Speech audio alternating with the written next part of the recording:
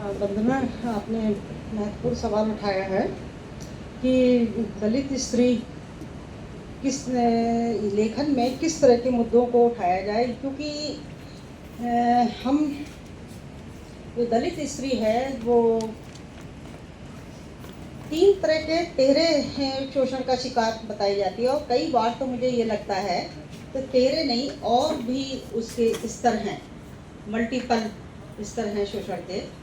वो जिस समाज में रहती है उस सामाजिक जो संरचना है, उस सामाजिक संरचना में वो एक तरह से कहें कि बिल्कुल निचले पायदान पर है। हम भले ही आज स्वाधीनता के संविधान के 75 साल से भी हमने ज़्यादा समय को पूरा किया है, लेकिन जो सामाजिक संरचना है वो अभी भी बड़ व्यवस्थात्मक व्यवस्था है और व्यवहार में तो बिल्कुल है ही। उसको वहाँ जातिगत तमाम तरह के जो प्रश्न हैं व्यवहारिक हैं और शैक्षिक प्रश्न हैं, उन सब से गुजरना पड़ता है। क्योंकि सबसे पहले हम देखते हैं कि उसका शिक्षा का स्तर, क्या उसका शिक्षा का स्तर वैसा ही है जैसा बाकी समाज में बाकी स्त्रियों का है। क्योंकि स्त्री है, ये कहा जाता है कि वो तो दलित साहित्य पर भी एक आरोप लगाया जाता है कि विभाजन कर दिया। दलित स्त्री के बारे में जो है हमारी नारीवादी बहुत महत्वपूर्ण स्त्रियां हैं, लेखन करती रही हैं, विचारक हैं, चिंतक हैं, वो इस दलित स्त्री लेखन के मुद्दों पर कई बार चुप भी साध लेती हैं, विरोध भी नहीं करती हैं। बड़ा मुश्किल है कि ऐसा लगता है कि जैसे हमें कुछ गलत कह रहे हैं, क्यों हमारी अभिव्यक्ति क्यों आ रही है। ये अगर ये जातिवादी मानसिकता नहीं है तो क्या है। शिक्षा में वो सबसे पीछे है, ठीक है, वो शैक्षिक व्यवस्था किसी एक व्यक्ति का नहीं, एक राज्य का, एक राष्ट्र का प्रश्न है। और शिक्षा संस्थाएं लगातार, जो सरकारी शिक्षा संस्थाएं हैं वो उनका स्तर लगातार गिरा है और उसी के कारण दलित समाज का स्त्रियां ही नहीं पुरुष वर्ग भी काफ़ी पीछे है। स्त्रियां इसलिए पीछे हैं क्योंकि वो अपने गांव में स्कूल होता है तो पढ़ लेती हैं, और जो गांव में नहीं है तो लड़के तो दूसरे गांव चले जा सकते हैं, वो नहीं जा सकते। तो और इसलिए उनकी शिक्षा, क्योंकि शिक्षा ही एक ऐसा माध्यम है जहां उनके विकास के रास्ते वहीं से होकर के निकलते हैं, गुजरते हैं।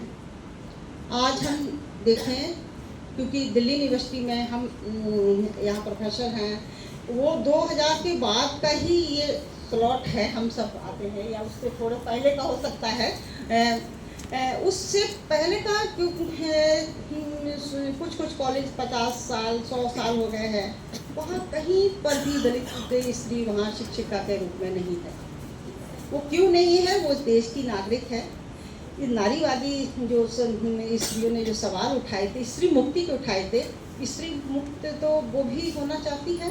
और वो क्योंकि जब तक उसको वो समान उसके बाकी स्त्रियों के बराबर नहीं खड़ी होगी, वो शिक्षा में, वो समाज में, वो संस्थाओं में, वो चाहे ये तकनीकी शिक्षा वो हो।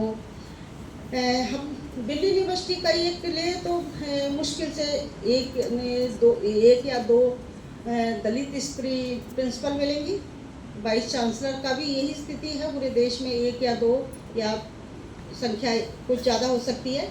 कहें कि 1% का चौथा या 10वां भाग भी उनका प्रतिनिधित्व में पूरा नहीं होता है।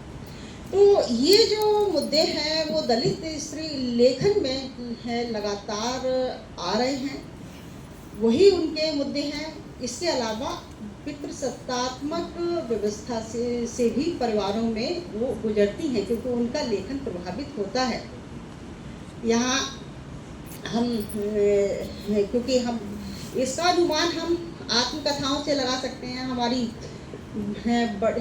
बहुत ही हमारी कहें कि आदर्श हमारी बड़ी बहन सुशीला टैगोर जी, हमारी जो पूरा देश नहीं विश्व भी उनके आत्मकथा का शिकंजे का दर्द पड़ता है। कौशल्य वैसंत्री, दोहरा विषाद, तो उनमें दोनों ही मुद्दे देखने को आए हैं। वो पितृसत्तात्मक व्यवस्था से भी उसी जद्दोजहद से गुजरी हैं। उनकी कहानियों में भी वही मिलता है, कविताओं में भी वो खुली उनकी पंक्ति है, मैं पढ़ के सुनाती हूँ। बहुत गूंजती है आवाज़ सब दिशाओं में, मुझे अनंत असीम दिगंत चाहिए, छत का खुला आसमान नहीं, आसमान की खुली छत चाहिए। ये पंक्ति मुझे जब भी पढ़ती हूँ तब मुझे लगता है कि ये, क्योंकि ये पूरी कविता है तो यहाँ मैं नहीं पढ़ रही, क्योंकि उसमें उन्होंने दोनों बात, क्योंकि माँ बाप ने परिवार में लूला लंगड़ा बना दिया, समाज ने भी उनको कोई महत्व नहीं दिया। तो जहाँ इस लेखिकाएँ जो हम लोग अब तो काफ़ी आगे आए हैं, लिख रहे हैं, लेकिन और लेकिन इनका जो संघर्ष है और जो हम करना चाहते हैं